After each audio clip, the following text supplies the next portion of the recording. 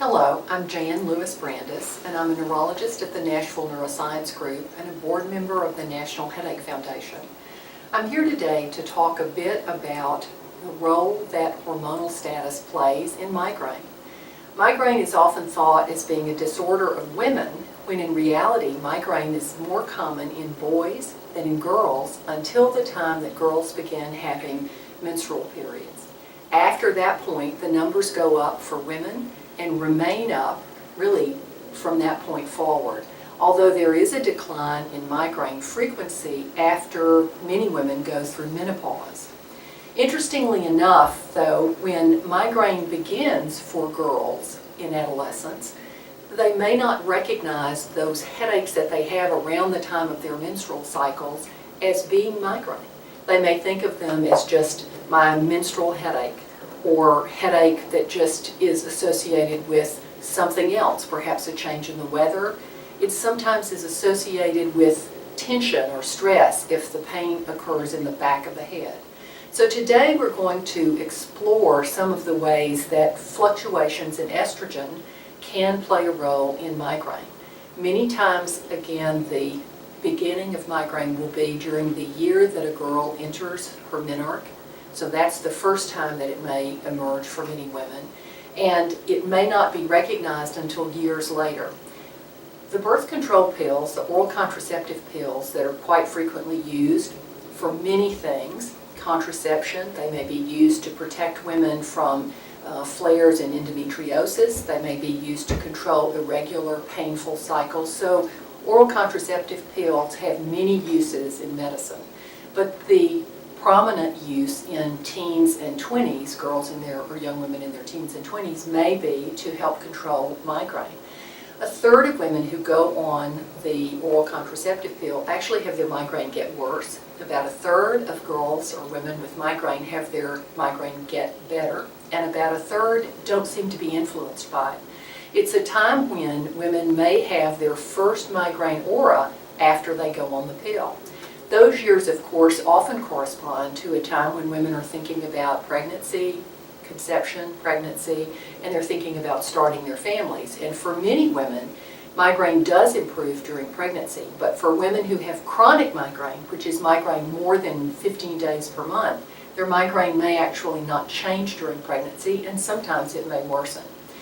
So there are many different influences, and today we will explore how that history can be taken and what someone who thinks they may have menstrual migraine needs to think about in approaching diagnosis and treatment. Catherine, today let's talk a bit about how your headaches began and what the influences were on them. Now, do you recall having any headaches as a little girl, as a child? When I was little, I used to take ibuprofen to treat some of my headaches. Okay. And do you remember anything about how often do you remember missing any activities, swimming parties? I stayed home from school from time to time. Okay. And do you have any recollection of frequency at that time? Maybe once or twice a month. Okay. And did you have any nausea with them? A little bit of nausea, no vomiting though. Okay, so no vomiting. And do you remember if you had any sensitivity to light or sound? Do you remember if bright light or playing outside, playing hard outside? I couldn't play outside. I had to go to a dark room and lay down. Okay, all right.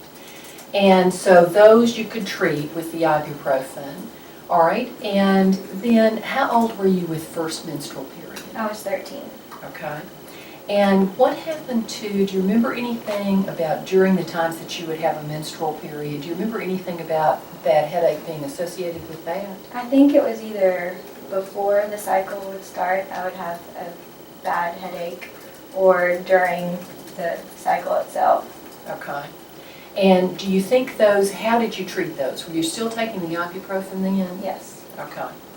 And do you remember if that was so that you began to recognize that connection either before or in the early days? Do you think the headaches were more severe, or did you notice any change in severity at that time? They seemed to get more severe after about 13. Okay. And then, but you were still just treated with ibuprofen? Yes. Okay. And then tell me about when you were in your late teens or early 20s, were you ever placed on the oral contraceptive pill? Yes, I was. Okay. And I see in your note that you had some heavy, painful menstrual cycles. Is that why the pill was started? Yes. So I saw in your history that you had some difficulty with painful, heavy menstrual cycles. Was the oral contraceptive pill started to try to protect and control those? Yes, and it did help. Okay. And how old were you when it was started? I was 16. Okay. And once the pill began, did you notice that the attacks of headache got better, got worse? Did it change at all? They seemed to get better. Okay, good, good. And did you have regular cycling, so you still had a week of placebo? Yes. Okay, so the headaches got better. And do you think they were less severe or less frequent, or just? They were probably less frequent. Okay. All right, so less in association before the menstrual period? Yes. Okay, all right. And when did the headaches start to get worse? Was it when you came, I noticed that you're not on any medication now except ibuprofen. Yes. Did they begin to get worse then? When I came off the pill. Okay, all right. And when your headache starts now, let's go sort of through the pattern. Tell me where you first feel pain. Typically it's behind my right eye, Okay, and then it kind of spreads back. okay. Just on the right side? Most of the time it's on the right side. Okay. And when the headache is at its worst, will you have nausea? Yes. All right, do you ever vomit? No, I never vomit, but I have severe nausea. Okay. And are you sensitive to light and sound? Yes. Okay, all right. And from the time one starts until it's at its worst, what's that time frame? Does it go from, say if 0 is no headache and 10 is headache that would put you in the emergency room, what level will it be when it starts behind that eye? Maybe 4. Okay, so it starts out at a pretty moderate level. All right, and how quickly can it turn into a severe one where you're just in bed, not able to do anything? Anywhere from 30 minutes to an hour. Okay, so you have a very short time frame. Okay. All right, and let's start with that piece. And have you ever had any visual changes? Have you ever had any flashes of light or zigzags or any numbness or tingling with an attack? Some zigzags I see Okay. All before right. the headache starts. All right. And how long will the zigzags, if you have them, typically last? Maybe 10 minutes. Okay. All right. And then, but never any tingling? No. Okay. And then from the time it starts until afterwards, is that usually 12 hours, 18 hours? About 12. Okay. All right. And how much ibuprofen do you take at the start? I take 600 milligrams. Okay. All right. And then you have to go to bed? Mm-hmm. Okay. And in the past, say 3 months, how many activities have you had to miss? Have you had to miss work? I've had to miss work probably 4 or 5 times. Okay. And how about activities with friends and family? I usually try to, power through, but I seem to be missing out on birthday parties and events with my family. Okay. Well, Catherine, it sounds to me as if you're really ahead of the game in terms of being able to have recognized the influence that hormonal changes have on your, what sounds to me really to be migraine. Now, I want to just ask you a couple of additional questions. I know that sometimes you said you may have the zigzags, the visual zigzags known as migraine aura or visual aura before the attacks, not before every attack. And that many start behind your right eye. Do you ever have one that starts behind the left eye? Occasionally I'll have some that Okay. start behind the left eye. All right, and so they'll begin here, and then show me how they spread. So They they'll kind of start spread there. upwards, like towards the back of my head. All right, and then we'll come all the way around to the back? Yes, all the way to the back. Okay. And what's the quality of the pain like when it first starts right in there? It's pulsating. Okay. And you said it was a 4 when it started, and then by the time it gets to the back, 7 or 8. okay, so just really severe, intense. All right. Yes. And you said you want to lie down and be still with the headache. Do you want to lie with that side down? I want to lie with it that side up. Up, because is that because it's tender or Yes. sensitive to touch? Okay. And do you, so you lie with the opposite, whatever side is not hurting is where you you lie down with that side. Okay. Well, I think based on what you've told me that your headache pattern really meets diagnostic criteria for migraine. You have some attacks with aura, so the zigzags that you see are really when the attack begins, and it's really a wave of excitation, a wave of, it's sometimes referred to as cortical spreading depression. It probably should really be referred to as spreading activation, but it begins actually in the occipital lobes, the back of the brain, because that's where messages go and are interpreted for vision. So we actually see with the back of our brain. So if the spreading activation moves forward, it can capture a strip in brain, which is where the sensory aura can begin. And some people have visual aura. That may last for a period of 10 to 15 to 20, sometimes 30 minutes. And then some people have numbness and tingling or tingling in the hand. It may move from forearm into face. Have you ever had that? No. All right, so you haven't had that pattern of sensory aura. And in some patients, if it moves in some individuals, if it moves into the part of the brain that's involved in language, they may have difficulty coming up with a word. They may not be able to retrieve a word, or their language may be nonsensical. It may really sound like, sometimes people refer to it as word salad. It's just all mixed up. So those patterns, you have a traditional aura, which is migraine's visual aura. So you meet diagnostic criteria for that. The aura should last less than an hour, and yours does. It's in the 10 to 15 minute range. And then the headache part of the migraine that you have is, there are 4 characteristics that have to be present for us to be able to diagnose someone with migraine. 2 of those are, you have to only have 2 to get the diagnosis of migraine. Those 4 characteristics are one-sided or unilateral, and that's true in 60% of patients. But as you have had the experience of, you have some attacks on the right, sometimes you have attacks on the left, and in about 40% of patients, they actually have attacks that begin on both sides of the head. So you meet that unilateral piece. The headache is pulsing or throbbing. That's another of the 4 characteristics. It's worse with activity. You want to be still and not move when you have one, so it's made worse with routine activity. And then sort of last but not least, it has to be headache that's moderate to severe. So you meet, unfortunately, but fortunately for diagnosis, for ease of diagnosis, you meet all 4 of those criteria, and you only have to have 2. So you have unilaterality, moderate to severe, throbbing, and headache that's made worse with activity, with routine activity. And then the last but not least portion of diagnosing migraine is you have to have one associated feature.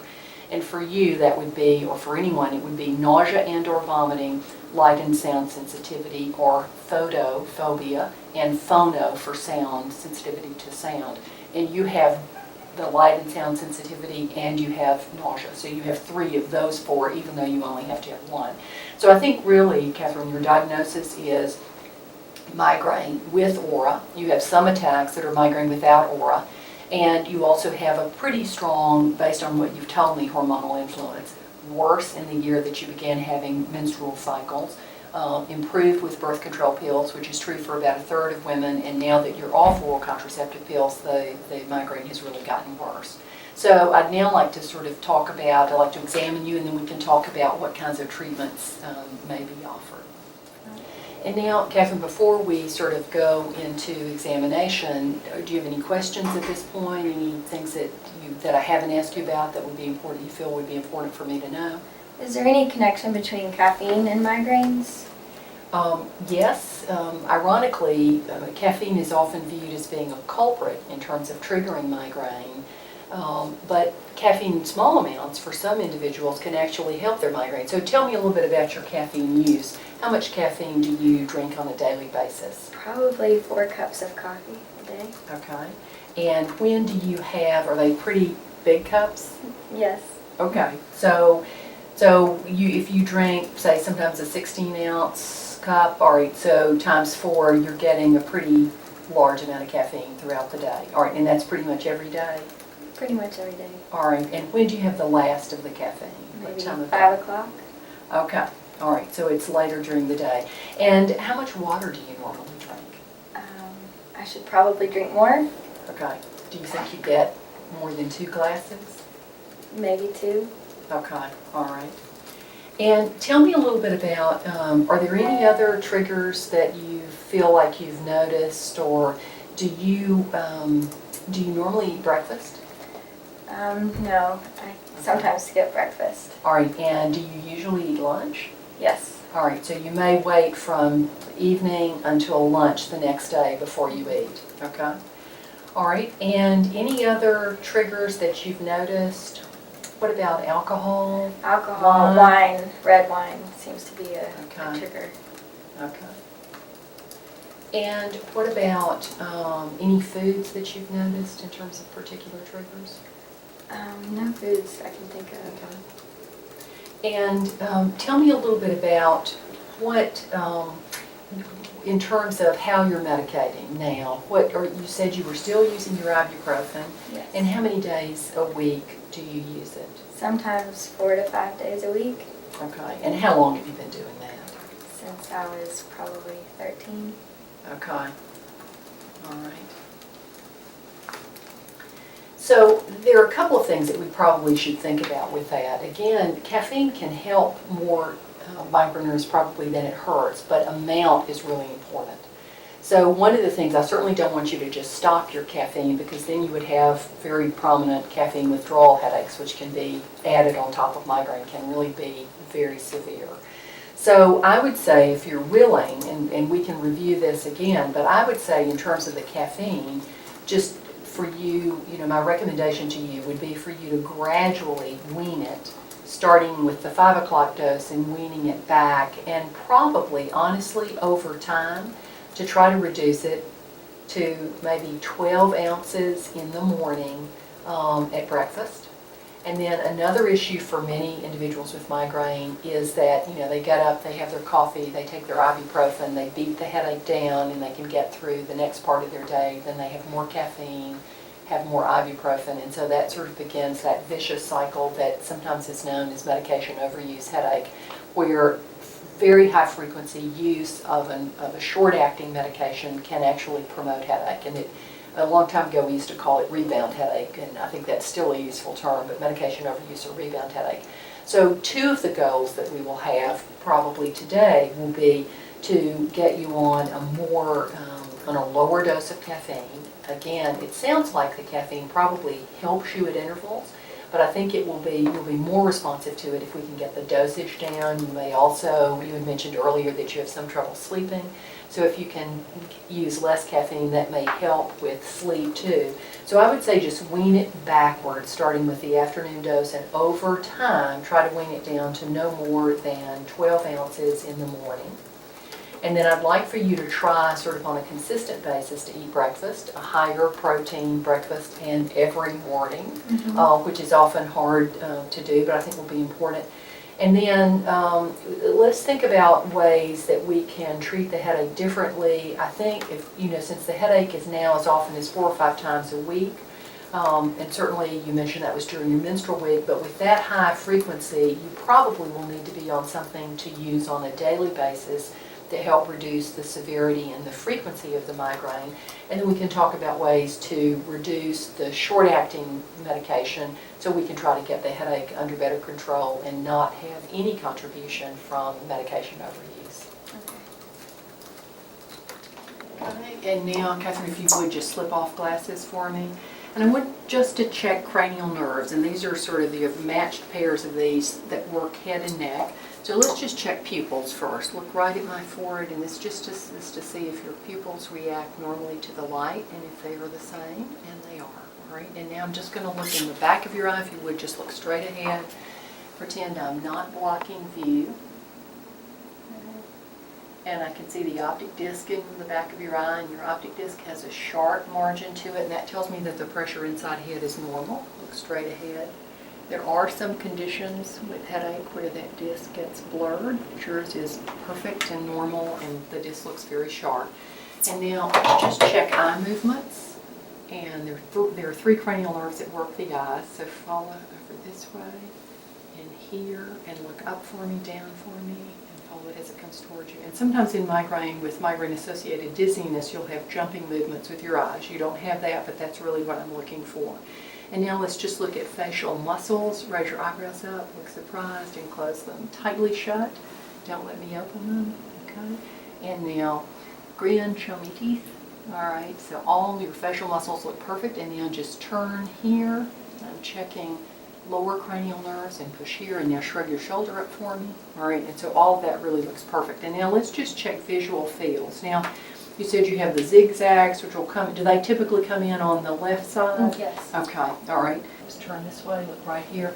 Which of my hands is wiggling? You're right. How about now? Both. How about now? You're right. How about now? Both. How about now? You're left. Okay, all right, perfect. And just slip your glasses back on for me. And now let's just check strength. Squeeze hard as you can for me and pull hands toward you. Push me away. And now arms up like this. Keep them up. Push down. Okay, and now just relax your arms. And just feel. Now, are you tender at all in through here? Pretty tender. Okay. All right, and this you said can be tender during a migraine? Yes. And that is often referred to as allodynia, where you activate second and third order neurons during an attack. That shouldn't be tender to touch. But do your glasses bother you sometimes? Mm-hmm. Okay. Caps? Yes. All right. So those kinds of things where they actually have skin sensitivity, scalp sensitivity are referred to as allodynia. And for many people that will occur during a migraine, especially when you're having migraine as frequent as yours are right now. All right, and now let's just check leg strength. And if you would, just brace and pull knee straight up for me. And now this one, and now push me away and pull towards you. Good. And now let's just check coordination. If you would, let me see you finger tap. Perfect. And just pat hands back and forth. Perfect. And now take this finger and touch mine, touch your nose, my finger, your nose, my finger. Perfect. And we're just going to check. That checks both visual field to some extent, and then it checks coordination and strength indirectly. And now do it with your right hand, if you would, for me. Perfect. All right. And now sort of the equivalent for that is heel to shin. So if you would, take this heel, run it up and down your shin on your opposite leg. Good. And now do it with this one. Okay. And now let's just check reflexes and just relax your arms as much as you can. Check your biceps reflex, and there's your triceps, your brachioradialis. So, and these all look the same on both sides, so we're looking for symmetry, and then we'll check knee, and that looks absolutely perfect. And ankle jerks are too. Okay. All right, and now let me just listen to you.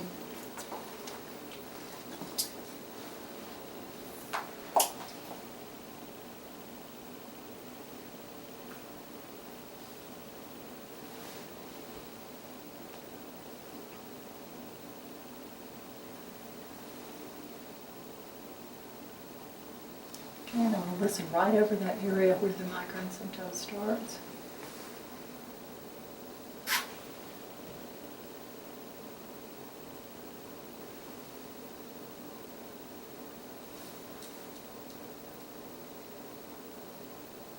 Okay.